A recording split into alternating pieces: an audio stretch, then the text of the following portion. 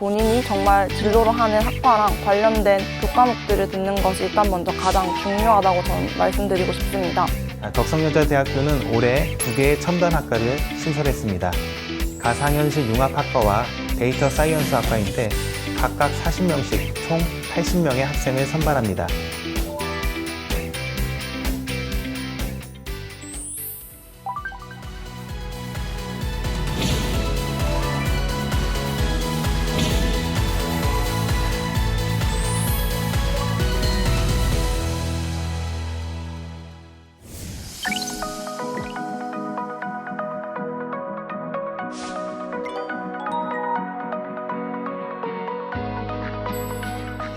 안녕하세요. 저는 대구 경명여자고등학교를 졸업하고 현재는 덕성여대 약학과에 재학 중인 변효빈입니다.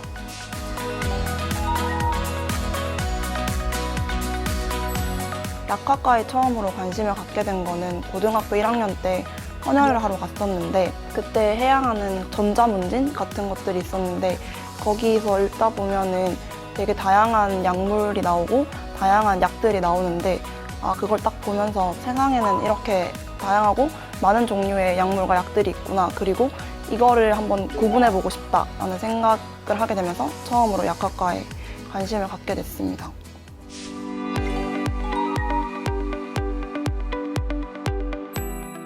고등학교 3학년 때 공동교육과정으로 화학실험이라는 교과목을 수강했습니다. 이 과목 수강을 하면서 아스피린 합성 실험이라는 걸 했었는데 그때 이제 합성의약품이 만들기는 간편하지만 이제 체내에 들어와서 부작용이 있을 수 있다라는 그런 단점을 알게 되었고요. 이후에 과학사라는 과목에서 바이오 약품을 배우면서 바이오 약품의 장점은 체내에서 나온 물질을 원료로 만드는 약품이라서 그 약품을 섭취했을 때 체내에 들어왔을 때 부작용이 적다는 그런 장점이 있었고 그 대신 경구 투약이 불가능하다는 단점이 있었는데 합성의약품의 경구 투약이 가능하다는 장점과 바이오의약품의 체내에 들어왔을 때 부작용이 적다는 장점을 합친 그런 신약을 개발해보면 좋겠다라는 생각을 하면서 하나의 약학대학에 진학을 희망하게 되는 계기가 된 것 같습니다. 그런 바이오의약품이랑 합성의약품 관련된 활동도 되게 인상 깊은 것도 있었는데 제가 2학년 때 영어 교과에서 수업했던 지문 중에 합성 비타민이랑 천연 비타민의 차이를 다루는 지문이 하나 있었거든요. 고등학교 3학년 때 이 비타민 관련된 거에 대해서 조금 더 깊게 탐구해보고 싶다라는 생각이 들어서 3학년 때 수험량 유연화 했을 때 주제로 비타민을 선정해가지고 이제 지금까지 밝혀진 비타민들이 어떠한 역사 속 과정에서 이게 밝혀지게 됐는지 그 다음에 이 비타민의 효능들은 뭐고 신체에 많이 들어갔을 때는 어떤 부작용들이 있었는지 그런 거 관련된 활동도 있었고 화학 교과에서는 이제 그 비타민 관련해가지고 이제 분자 구조가 어떻게 바뀌면서 마지막 최종적으로 합성 비타민 C가 이렇게 만들어지는 과정에 대해서 설명하는 그런 활동을 했었습니다.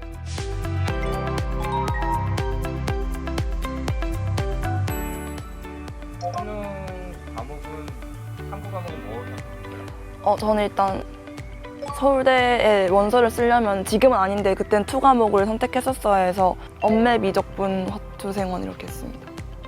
요즘 고교 학점제를 도입하는 학교들이 점점 늘어나면서 아마 본인이 원하는 과목들을 직접 선택해서 들을 수 있게 됐을 텐데요. 그럴수록 이제 본인이 정말 진로로 하는 학과랑 관련된 교과목들을 듣는 것이 일단 먼저 가장 중요하다고 저는 말씀드리고 싶습니다.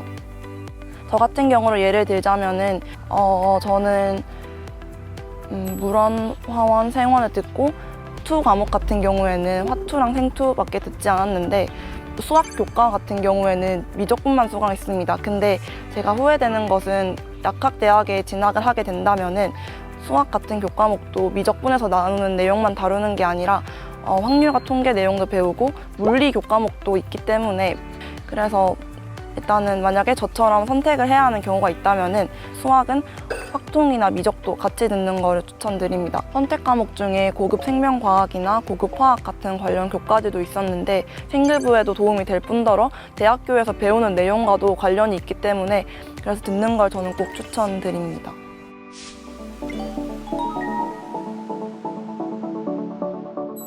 여기 덕성여대 약학대학이랑 이제 서울대 바이오시스템 소재학부 합격했었습니다. 네. 부모님 어떻게 생각하세요?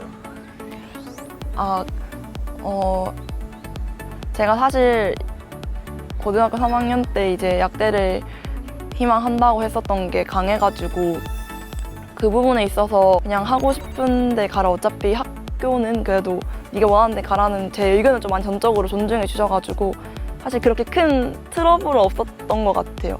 덕성여대만의 이런 좋은 점인 것 같다. 일단 학교가 평지라는 건데요. 그리고 덕성다움이라는 도서관에 공부할 수 있는 공간이 있는데 되게 넓고, 이게 어떻게 보면 요즘 되게 유행하고 있는 스터디 카페처럼 그런 스터디 카페 같은 실내 구조를 가져와서 만들어 놓은 형태라서 되게 학생들이 자주 이용하고, 거기도 다양한 스터디룸 같은 것들이 존재해서 본인이 같이 공부하고 싶을 때 친구들이랑 같이 예약을 해가지고 스터디룸에서 공부할 수 있다는 점이 굉장히 좋은 것 같습니다.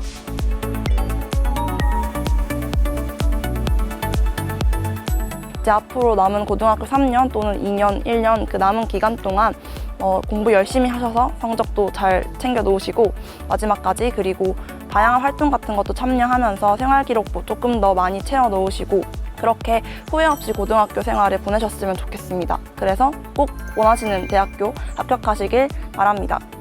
화이팅 하세요. 네, 감사합니다.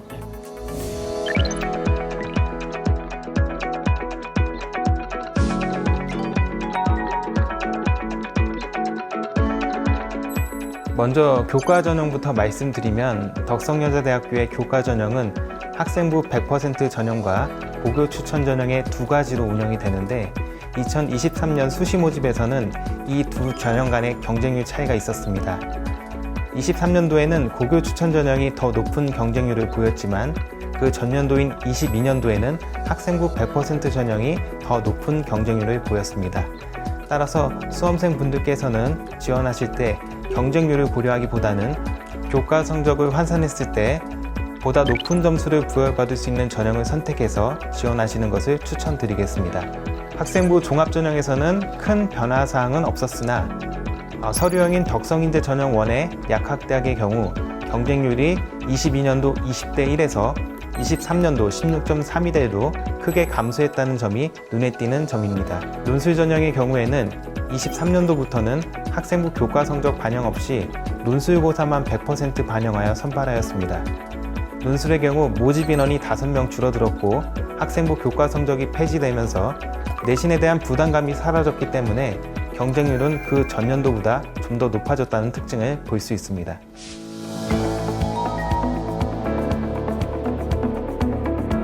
네, 우선 학과 신설 부분을 말씀드리겠습니다. 덕성여자대학교는 올해 2개의 첨단 학과를 신설했습니다. 가상현실 융합학과와 데이터 사이언스 학과인데 각각 40명씩 총 80명의 학생을 선발합니다. 교과 전형에서의 변화사항은 진로 선택 과목이 10% 반영된다는 점입니다. 학생부 100% 전형과 고교 추천 전형에서 반영되는 교과의 진로 선택 과목 3개가 반영되며 성취도 A가 3개인 경우 만점을 부여합니다. 학생부 종합전형에서의 변화사항은 서류형인 덕성인재 전형 1과 면접형인 덕성인재 전형 2의 서류평가 항목별 배점이 달라졌다는 점입니다. 관련된 사항은 2024년도 수시 모집 요강에 자세히 기재해 놓았기 때문에 참고해 주시기 바라겠습니다. 또한 기회균형 전형에서 장애인 등 대상자 전형과 특성화고를 졸업한 재직자 전형을 새롭게 신설하여 각각 5명, 62명을 선발합니다. 마지막으로 정시 모집에서는 수능 반영 영역별 변경 사항이 있습니다. 작년까지는 탕구 25% 고정 비율의 국어, 영어, 수학 중에서 100분위 성적이 우수한 성적 순으로 각각 30%, 30%, 15% 비율을 반영했으나 올해부터는 탐구 고정 비율을 없애고 국어, 영어, 수학, 탕구 중에서 100분위 성적이 우수한 성적 순으로 각각 35%, 35%, 20%, 10% 순으로 반영합니다.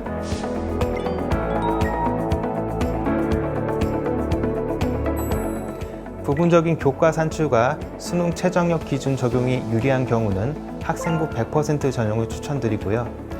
그리고 비교적 고른 성적대를 유지하고 있으면서 수능 최저에 대한 부담감이 큰 학생들은 고교 추천 전형으로 지원하시는 것을 추천드리겠습니다. 학생부 종합전형의 경우 올해 가장 큰 변경 사항은 자기소개서가 폐지되었다는 점입니다.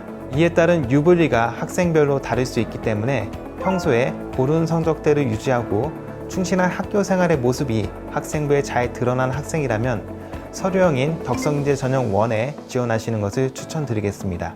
그리고 본인이 학교 활동을 통해 배우고 느낀 점을 실제 경험을 통해 말로 잘 설명할 수 있는 학생들이라면 면접이 있는 덕성인재 전형 2를 추천드리겠습니다.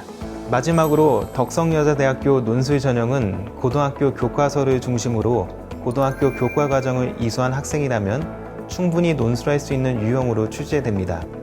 또한 논술 가이드북과 모의 논술을 통해서 올해 출제 방향성 및 논술 기조를 확인해 볼 수 있기 때문에 이를 활용해서 논술을 준비하시면 좋은 결과가 있을 것이라고 생각합니다. 덕성여자대학교는 통합단위 선발을 통한 자유전공제를 기반으로 학생 중심의 선택형 교육과정을 선도하고 있는 미래 중심형 대학입니다. 학생분들께서 앞으로 남은 수험기간 잘 준비하시고 내년에 덕성여자대학교에서 활기찬 모습으로 함께하길 바라겠습니다. 감사합니다.